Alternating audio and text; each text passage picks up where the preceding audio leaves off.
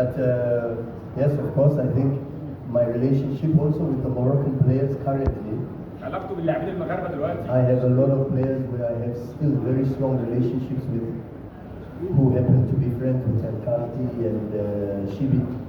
And so they give them a little bit of information about the coach and how I operate, how I coach, how I work. And this helps also. وعنده علاقات قويه جدا. Then the players get to know the coach faster and his methodology and his leadership style a little bit faster.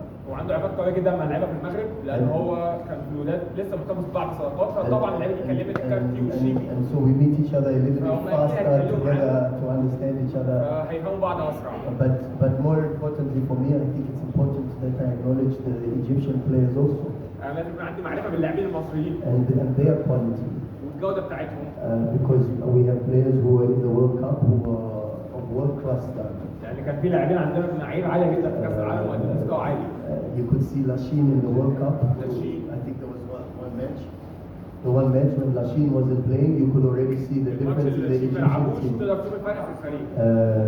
Incredible football player, very good positional sense, good experience, also knows when to release a vertical pass, when to try to control. لاعب مهم جدا عنده امكانيات عارف امتى يحرك الباص، امتى يسرع اللعب، امتى يلعب.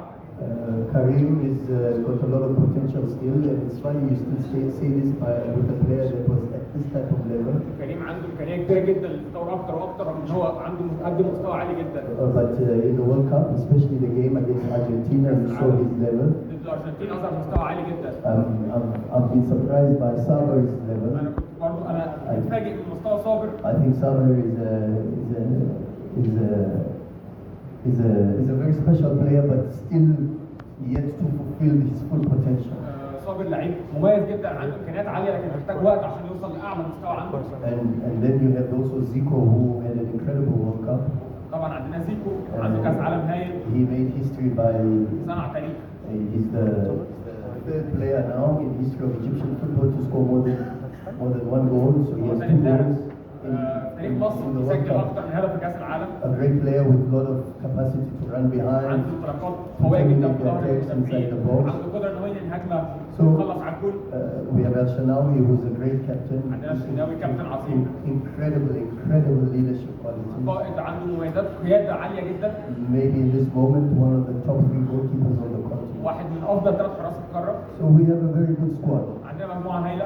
Squad that we are very happy with. بس سعيدين جدا بالمجموعه اللي عندنا. A squad that we feel we can push even more to improve and to be better. واحنا حابين ان احنا ندفع المجموعه تبقى احسن واحسن الفتره الجايه ان شاء الله.